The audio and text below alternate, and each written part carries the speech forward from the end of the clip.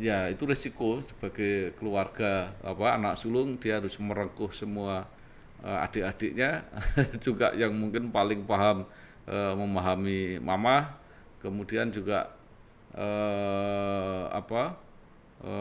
mewakili keluarga inilah untuk berkomunikasi ya. Mungkin papa masih berkomunikasi terus, setiap ada kesempatan masih jalan, masih keliling terus, tapi kemudian kalau ada yang kurang-kurang bisa ditutup itu.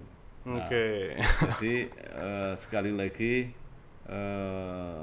jadilah dirinya sendiri, tapi juga jadilah pengayom, jadilah teladan ya. Ini memang repot orang dalam posisi seperti itu ya, tetapi mau tidak mau dia harus sudah sampai ke tempat yang seperti itu.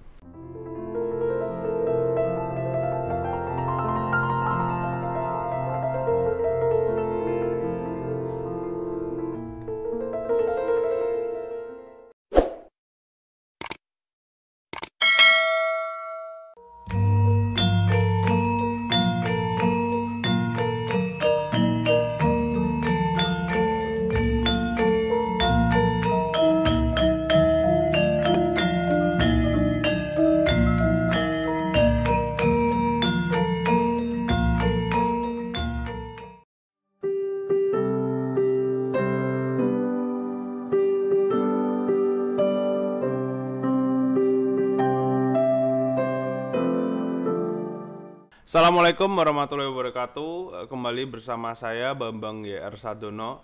Lagi-lagi dengan Pak Bambang Sadono di sini di sesi Sadono and Sadono. Ya. Pada hari ini lagi-lagi mau membahas ulang tahun ya. Memang bulan Desember ini banyak, dan Januari banyak sekali ulang tahun di keluarga sini. Jadi bisa dibilang juga penuh acara, tapi ya harus merogoh kantong dalam-dalam untuk merayakannya kayak gitu. Tapi untuk hari ini sendiri yang ulang tahun itu siapa, Pak Bambang? Hari ini ulang tahunnya Mbak Lintang. Oh Lintang iya. Ratri Rahmiaji. Oke, Mbak Lintang itu anak pertama dari Pak Bambang Sadono ya, yang sekarang sudah beranjak ke usia 40 tahun ya Pak. Ya. Ya, karena memang Mbak Lintang sendiri ini beda 20 tahun sama saya gitu. Jadi memang pas memang. Mungkin langsung aja ini kalau kita mau bahas Mbak Lintang sebelumnya, mungkin lebih ke arti dari nama Lintang Ratri Rahmiaji itu sendiri ya Pak. Itu sebenarnya apa ya artinya Pak? Iya. Jadi Lintang Ratri Rahmiaji itu itu menggambarkan situasi kelahirannya itu ya. Jadi itu bisa situasi fisik, bisa situasi makro ya. Lintang itu kan kecil ya, jadi kan nggak ada bintang besar kan, kalau orang nyanyi bintang kecil kan gitu kan. Yeah. Jadi di langit itu dia kecil, jadi dia kecil secara fisik, lahirnya memang kecil ya, itu sekitar 2 kilo lebih dikit lah gitu. Jadi lahirnya kecil di dalam situasi yang kecil ya, itu kan mencerminkan gizi yang nggak terlalu baik ya. Jadi situasi yang melingkungi waktu Mbak Lintang lahir itu. Jadi saya masih kuliah, itu belum selesai, masih kuliah sambil bekerja, saya jadi wartawan di Suara Merdeka. Nah, Lintang itu bintang, kemudian Ratri itu malam. Jadi memang dia lahirnya itu tengah malam. Jadi kira-kira jam 12 malam loh. Nah, walaupun begitu, walaupun bintang kecil ya, tetapi kita ingin bahwa dia merupakan sesuatu yang berharga. Karena itu kita beri nama Rahmi. Rahmi itu dari rahmat ya. Aji itu yang berharga. Jadi kira-kira namanya bintang kecil yang kami berharap mudah-mudahan sangat berharga. Nah itu. Nah ketika Mbak Lintang lahir itu saya menulis puisi, ya maka satu-satunya anak yang lahirnya disambut dengan puisi itu kelihatannya cuma Lintang. Itu ada buku Pak Mas Raja bisa cari, bisa dibaca. Oke. Ya, ini pas hari itu ya, ini 28 Desember ya ini ya. Kira-kira. Oh, iya, oke. Jadi ini puisi dari Pak Bambang ya, untuk kelahiran dari Mbak Lintang. Judulnya Ketika Kau Datang, untuk Lintang. Oke. Bagai pesawat ulang-alik ruang angkasa, kau datang tiba-tiba, menangis di pangkuanku. Ada cerita tentang ketergesaan yang kau bawa sambil terisak dan menyodok dadaku. Kau gertak aku agar berjanji menerimamu, si bintang malam. Seperti hujan membasahi langit, sementara banjir bandang sedang menenggelamkan bumi. Begitu sederhana sangkan Paraning Dumadi, berkisar soal merahnya senyum, kencangnya berahi. Dan gerimis yang mendesai-desai tinggal bertaruh untuk si Columbia. Bisakah bersanding dengan bintang-bintang? Menoreh 28 Desember 1981. Ini banyak kode-kodenya ya Pak. Ini banyak yang saya nggak tahu artinya ini Pak. Nah, itu coba kalau Raja menafsirkan kira-kira apa yang tertangkap? Datangnya tiba-tiba, terus hujan, terus banjir mungkin banjir. Terus ini sangkan Paraning Dumadi ini maksudnya apa ya? Ya, jadi Mbak Lintang itu ya memang kita masih sangat muda. Jadi saya mungkin berusia sekitar 25 tahun lah gitu ya. Jadi 25 tahun gitu. Jadi artinya kedatangan Mbak Lintang itu langsung menghilangkan atau menutup kemungkinan saya kan langsung jadi bapak itu. Ya, jadi artinya belajar mempunyai tanggung jawab baru, menjadi seorang bapak. Nah, itu kan seolah-olah kedatangannya Lintang itu kan memaksa saya untuk menjadi sangat cepat untuk menjadi orang yang dewasa dan bertanggung jawab karena sudah punya anak ya. Nah, karena itu apapun yang terjadi ya, jadi artinya bahwa situasi sedang banjir bandang sedang itu ya sudah siap atau tidak siap.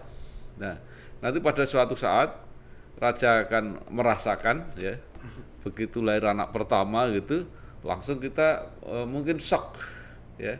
Wah, saya sudah jadi bapak nih sekarang ya. Jadi nggak bisa lagi seenaknya seperti sebelum itu gitu ya. Jadi artinya mempunyai tanggung jawab baru. Tapi itu mungkin juga kelihatannya hanya terjadi pada orang-orang yang sadar kan. Jadi orang-orang yang nggak berpikir gitu ya cuek aja gitu. Tapi saya melihat bahwa ini suatu fase baru di dalam kehidupan, bahwa saya harus sudah mulai bersiap bahwa ini mempertaruhkan nasib, bukan hanya nasib saya sendiri, mungkin ditambah istri, tapi nasib seorang anak manusia yang sepenuhnya menjadi tanggung jawab saya. Nah, itu yang luar biasa. Tapi kalau sudah anak kedua, ketiga, keempat kan sudah biasa. Tapi ini pengalaman yang luar biasa. Jadi sangkan Paraning Dumadi itu ya asal kehidupan itu. Jadi waspada bagi ini remaja-remaja remaja kolot, remaja yang sudah kelewat ini, bahwa akan sampai suatu saat tiba-tiba harus bertanggung jawab. Ya, jadi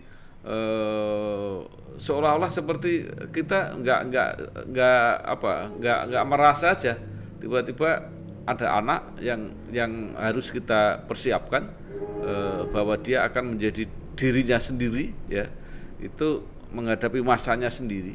Maka di akhir itu kan yang datang begitu cepat itu, dulu ada pesawat ulang-alik yang namanya Columbia. Ya. Jadi kemudian sekarang saatnya, jadi begitu dia lahir saya sudah menyiapkan diri. Ini kita sedang mempersiapkan apakah Columbia ini, artinya pesawat yang datang ini menghampiri saya ini, kelak akan bisa bersaing dengan bintang-bintang. Nah, jadi bisa enggak ini? Nah, itu pertaruhan kita. Jadi artinya kamu bisa bayangkan bahwa sejak Mbak Lintang lahir itu yang saya bayangkan adalah bagaimana mempersiapkan si bintang kecil ini, si anak kecil, bukan hanya kecil karena usianya, tetapi kecil betul karena fisiknya kecil. Tapi suatu saat nanti dia harus berani bersaing dengan bintang-bintang. Artinya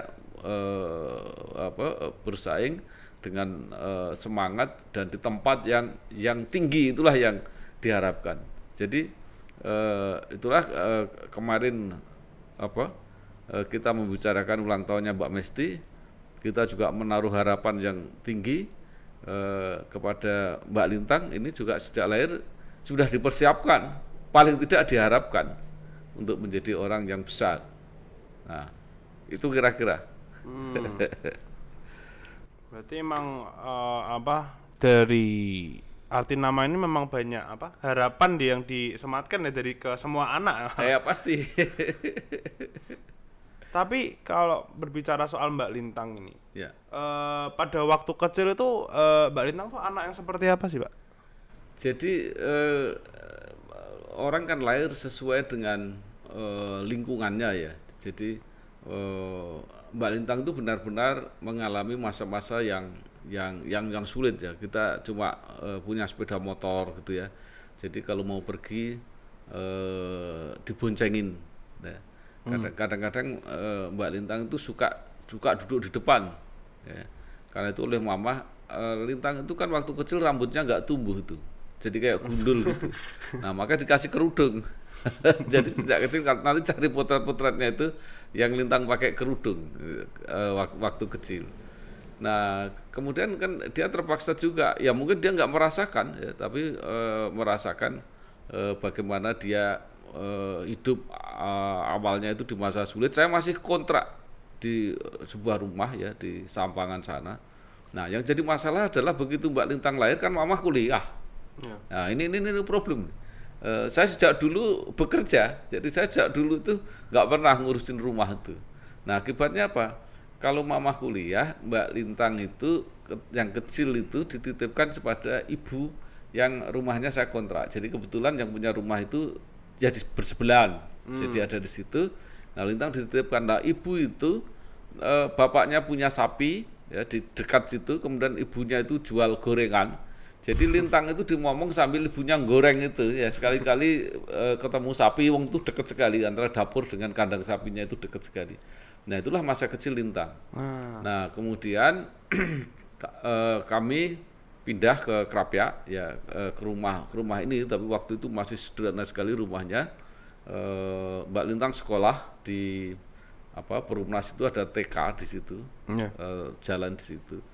Yang menarik adalah waktu kecil Mbak Lintang itu sudah membayangkan suka membaca. Jadi mungkin karena ya itulah, ya, lingkungan kita berhari-hari bergaul dengan koran,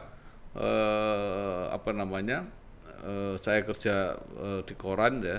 Nah, dia kalau tiduran itu membaca koran, ya. Tetapi membacanya itu ngawur, jadi pokoknya ngomong apa saja, baca koran. Dan ternyata setelah saya lihat itu korannya terbalik. Jadi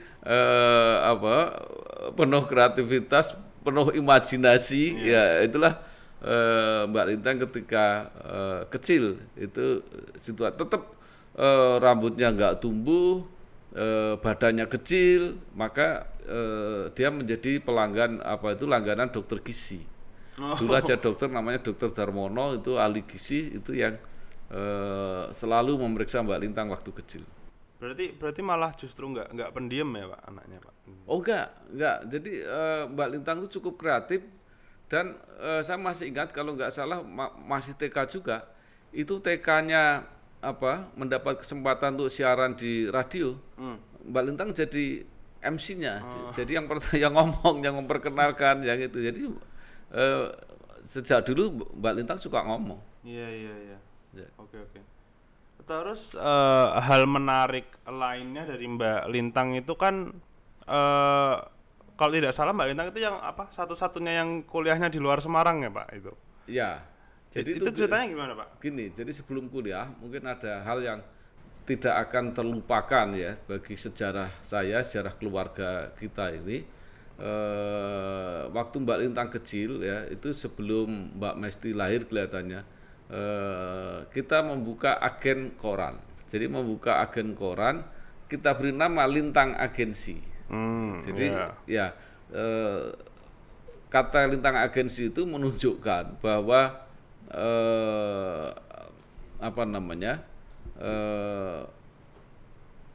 ketika masa kecilnya Lintang itu ya pasti susah karena kita masih menjadi selain Bapak jadi wartawan, jadi agen koran itu namanya Lintang Agensi.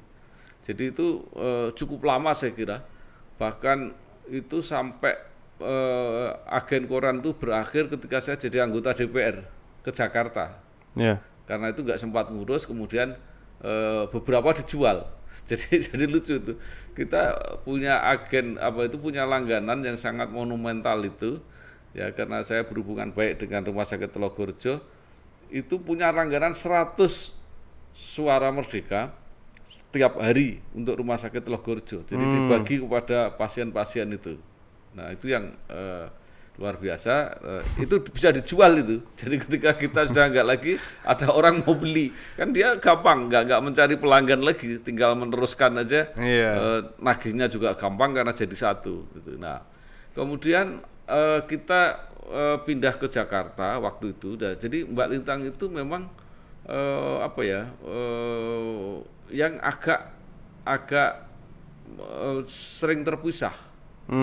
Jadi Papa pindah ke Jakarta, Mama ikut, kalau nggak salah itu sudah periode saya kedua di DPR. Mbak Lintang meneruskan SMA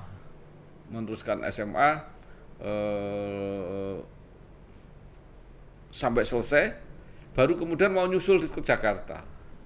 Nyusul ke Jakarta, dia dites di Fakultas Ekonomi Atmajaya, diterima, udah bayar. Ya. Tetapi tiba-tiba dia diumumkan diterima juga di Unpad di Bandung, komunikasi. Nah, saya lupa apakah yang suka Mbak Lintang suka komunikasi atau saya yang menyarankan, saya lupa. Jadi pokoknya kemudian ya sudah ambil yang negeri ke Bandung. Jadi itu riwayatnya kenapa Mbak Lintang sekolah di tidak di Semarang, karena waktu itu kamu di Jakarta, jadi saya, Mama, Mbak Mesti, Mbak Tia itu sudah di Jakarta. Itu tahun berapa Pak?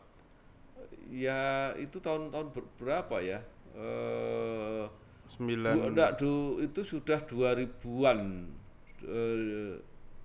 2004 belum deh, 99 ya itu pemilu setelah 99.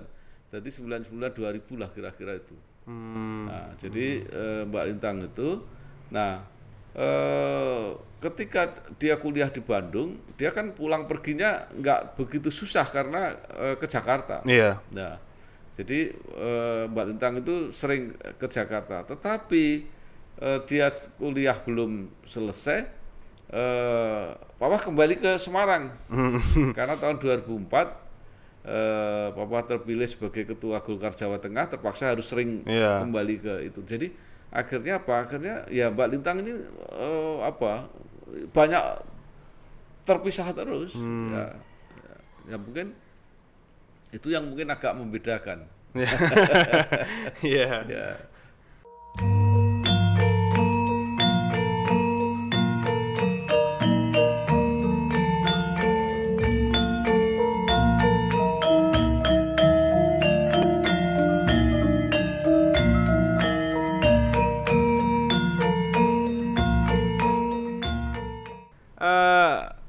itu kan tadi di apa masa Mbak Lintang kecil terus kuliah. Iya. Nah, terus setelah sekarang nih, Pak Ya. Bambang. Mbak Lintang itu di mata Pak Bambang itu sudah sesuai Iya. dengan harapan atau belum? Iya, jadi ini yang mungkin perlu saya tegaskan ya. Jadi mungkin banyak orang yang mengira-ira karena Mbak Lintang memang karena di Jakarta waktu itu lulus S1 dari Unpad, maka saya sarankan untuk langsung daftar ke S2 di UI ya karena kita di Jakarta. Nah, kemudian lulus S2 UI, dia bingung mau kemana, ternyata mendaftar di Undip diterima. Nah, ini yang supaya jangan ada yang salah paham, mungkin wah Pak Bambang bisa iya saja Lintang diterima di Undip karena ada saya gitu ya. Mungkin yang karena ya saya kan sangat dekat dengan teman-teman di Undip ya. Tetapi sama sekali saya tidak ikut, tidak tahu. Jadi itu benar-benar hasilnya Mbak Lintang sendiri, usahanya sendiri. Jadi dia tiba-tiba diterima di Fakultas Komunikasi. Waktu itu kalau tidak salah lulus S2 dia sudah mulai S3 kelihatannya, tapi belum lulus ya. Jadi tapi dia sudah mulai diterima di situ. Nah, kalau Raja bertanya apakah itu sudah sesuai, saya cuma senang karena dia belajar komunikasi. Ya, itu adalah sesuatu ilmu yang seharusnya saya pelajari juga. Saya mungkin belajar tapi tidak formal. Karena saya kan hampir seumur hidup itu profesinya kan sebagai jurnalis, ya. Bahkan sampai sekarang saya jadi jurnalis lagi, gitu ya. Jadi saya senang. Nah, maka saya cuma ingin mengarahkan. Jadi kalau kamu memilih jadi dosen, resikonya ya kamu harus S3-mu selesai. Kemudian mengejar jadi guru besar. Nah, setelah itu terserah apakah mau merintis karir tetap di perguruan tingginya di mana dia mengabdi atau mau di luar. Banyak sekali kesempatan di luar itu kalau dia mau memanfaatkan ya di media-media baik swasta maupun mungkin di lembaga-lembaga negara, ada KPI, ada KIP, ada institusi seperti TVRI, ada RRI yang itu memungkinkan ya seorang akademisi seperti Mbak Lintang itu bisa masuk ke situ. Nah, kalau saya arahannya hanya satu jalur yang harus, lainnya terserah dia, yaitu jadi guru besar. Kalau sudah itu udah selesai, artinya udah nggak akan ada arahan lagi mau apa, itu urusannya dia. Tapi dharmanya itu kalau menjadi tentara ya kamu harus jadi jenderal, kalau kamu harus jadi dosen ya kamu harus jadi guru besar. Kalau kamu jadi politisi ya paling tidak kamu harus jadi anggota DPR. Nah, itulah. Artinya Papa juga sudah menjalani dharmanya itu. Kalau jadi wartawan ya kalau bisa menjadi pimpinan redaksi, Papa sudah juga. Nah, jadi kamu nanti juga begitu. Kalau jadi diplomat ya paling jelek harus jadi duta besar kan gitu. Terserah apa yang mau kamu ambil ya. Terus ini kan Mbak Lintang sekarang udah mencapai usia 40 tahun. Ya. Nah, itu menurut Bapak apa sih yang perlu dibenahi atau yang perlu jadi fokusnya Mbak Lintang nih menjelang usia 40? Jadi pertama sebagai seorang profesional ya di bidang akademisi, dia pasti harus banyak menulis dan itu harus dilakukan. Ada satu akademisi di Indonesia itu sehebat-hebatnya itu tetap saja ada ikatan-ikatan, kewajiban-kewajiban administratif. Itu yang saya tidak pernah lakukan.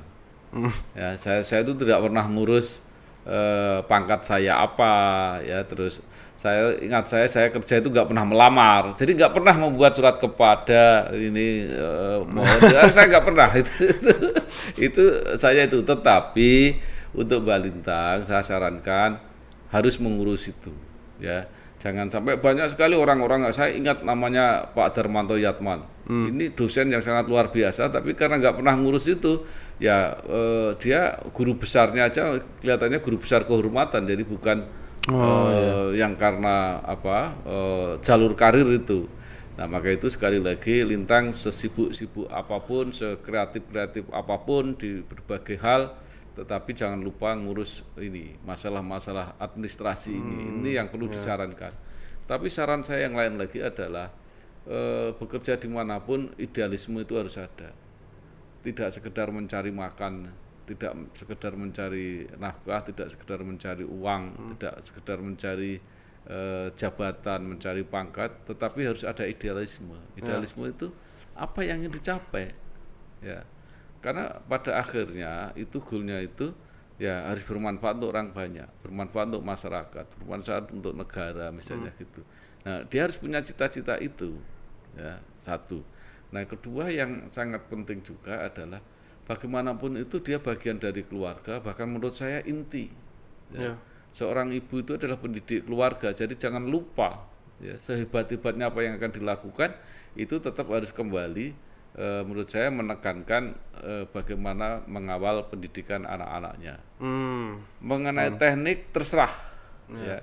Mungkin gayanya mama, ya, gayanya papa itu mendidik mungkin beda-beda. Jadi terserah. Yang penting kan goal akhirnya itu apa yang ingin dicapai dan apa yang ingin diharapkan dari anak-anaknya itu akhirnya menjadi kenyataan. Itu saja. Mau caranya seperti apa itu silakan kreativitasnya. Nah, jadi itu tadi yang sekali lagi untuk profesinya saya sarankan juga dia harus tetap pegang karena itu intinya. Kemudian kedua tetap bermanfaat untuk orang banyak. Jadi dia bisa mengabdi di mana saja, tidak hanya di perguruan tinggi, ya. Tetapi jangan lupa keluarga ini karena apapun yang kita lakukan pada akhirnya itu akan diukur adalah keberhasilan kita memimpin keluarga itu. Iya. Ya. Okay.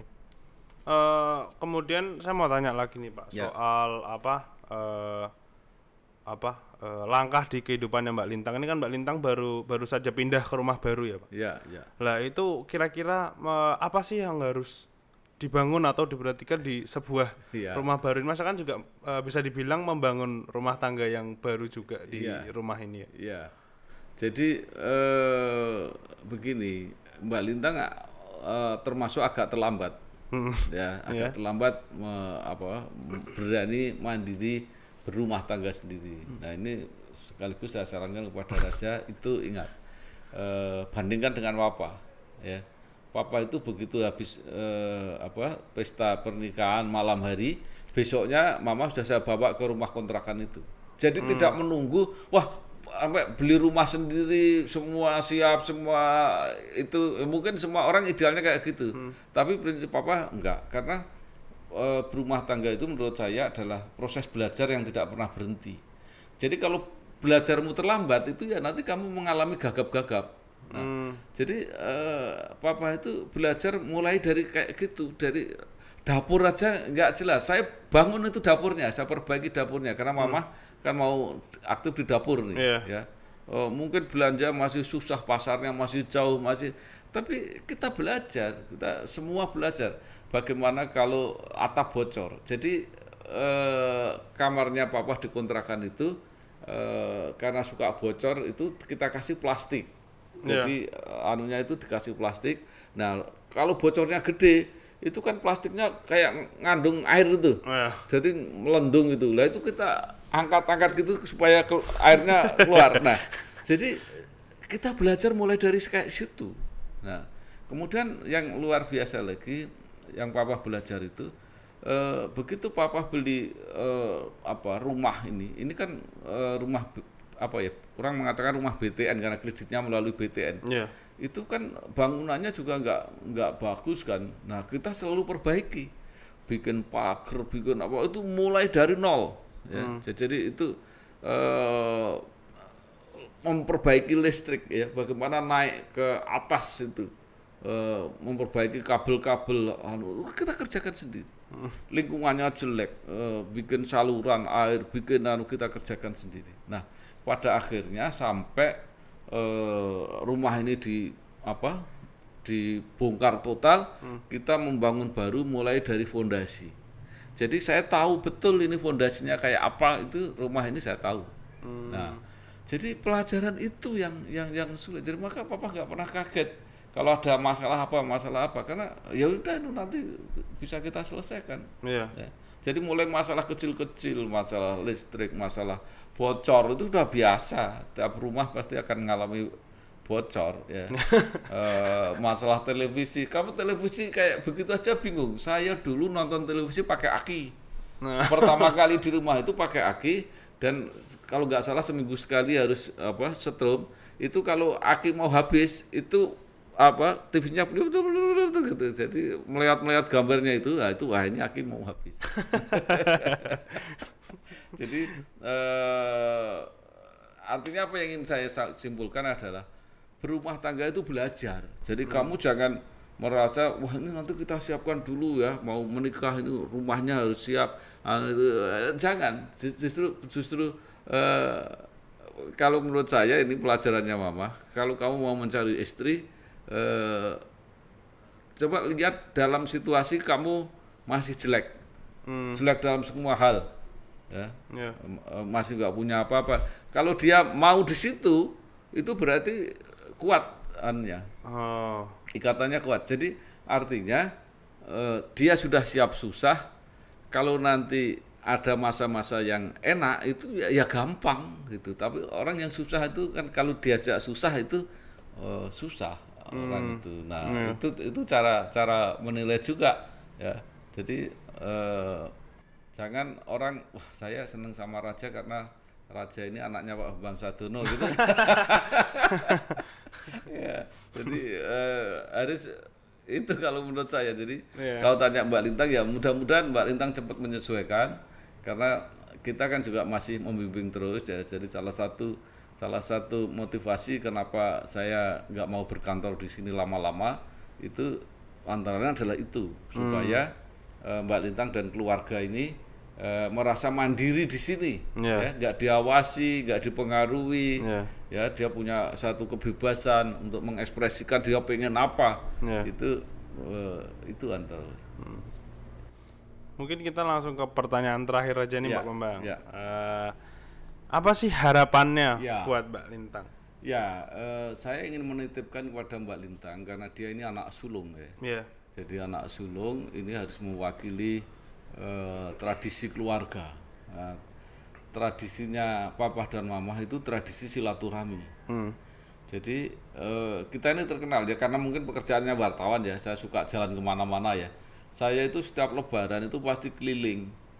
Jadi semua keluarga kita, keluarga saya maksud saya, keluarganya mama, dimanapun. Jadi kalau keliling itu, kalau lebaran dari Blora itu biasanya masuk Solo, ya, pulangnya lewat Demak karena itu ada keluarganya mama, tante atau apa itu ada di Demak.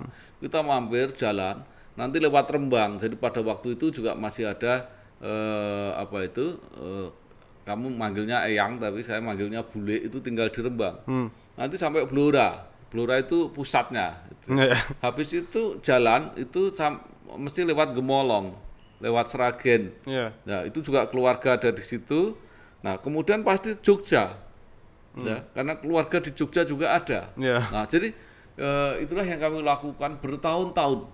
Nah, karena itu saya juga berharap Mbak Lintang ini mau memimpin adik-adiknya untuk mengadakan silaturahmi ini. Kenapa?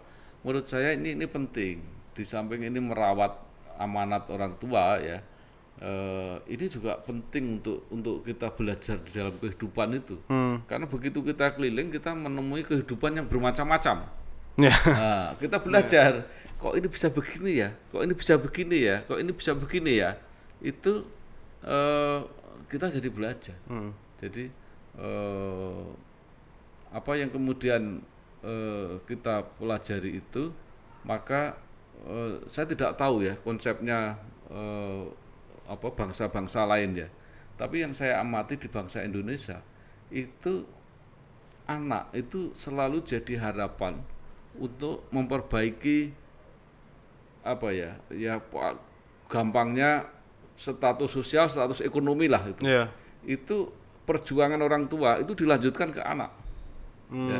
Jadi kalau di dalam keluarga itu tidak semua, misalnya ada 1 atau 2 anak yang mungkin dianggap berhasil di dalam pekerjaan, di dalam mungkin bisnis, mungkin gitu, dia bisa mewakili yang lain. Ya. Nah itu sekarang tentu nanti bisa siapa saja yang melakukan itu, bisa Mbak Mesti, bisa Mbak Tia, bisa kamu. Tapi harapan pertama yang saya harapkan tentu Lintang ini, jadi artinya ya itu resiko sebagai keluarga anak sulung, dia harus merengkuh semua adik-adiknya juga yang mungkin paling paham memahami mama, kemudian juga mewakili keluarga inilah untuk berkomunikasi ya. Mungkin papa masih berkomunikasi terus, setiap ada kesempatan masih jalan, masih keliling terus, tapi kemudian kalau ada yang kurang-kurang bisa ditutup itu. Nah, jadi sekali lagi jadilah dirinya sendiri, tapi juga jadilah pengayom, jadilah teladan ya. Ini memang repot orang dalam posisi seperti itu ya, tetapi mau tidak mau dia harus sudah sampai ke tempat yang seperti itu. Oke. Ya, pada kesempatan ini saya juga ingin mengucapkan selamat ulang tahun buat Mbak Lintang. Semoga sehat selalu, tetap menjadi kakak yang baik bagi kita semua. Semoga saja apa yang dicita-citakan segera tercapai dan rumahnya ini menjadi rumah idaman dan berkah juga untuk orang tua gitu. Sekian dari saya, Pak Bambang. Mungkin ada yang mau diucapkan lagi sebelum kita tutup? Ya, sekali lagi selamat ulang tahun ya. Tadi pagi saya sudah mengucapkan be strong ya, but also be smart and be wise. Oke. Nantikan sesi Sadono and Sadono selanjutnya. Ini sepertinya masih banyak ini yang ulang tahun juga. Tetap di channel Bangsa TV.